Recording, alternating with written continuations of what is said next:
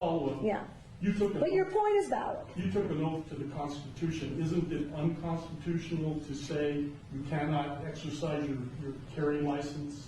With one exception, and that is if there's an emergency, and I've declared an emergency for a temporary amount of time, I can invoke additional powers.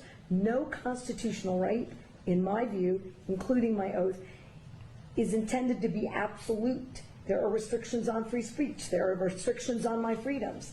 In this emergency, this 11-year-old and all these parents who have lost all these children, they deserve my attention to have the debate about whether or not in an emergency we can create a safer environment.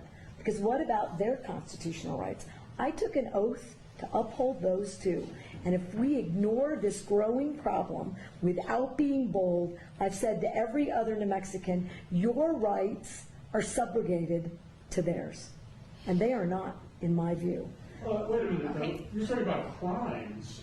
There are already laws against the crimes, so how are their rights? I got it, but again, if I'm unsafe, who's standing up for that right?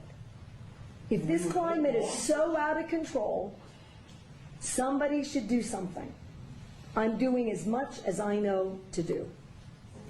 Madam Governor, do you really think that criminals are going to hear this message and not carry a gun in Albuquerque on the streets for 30 days?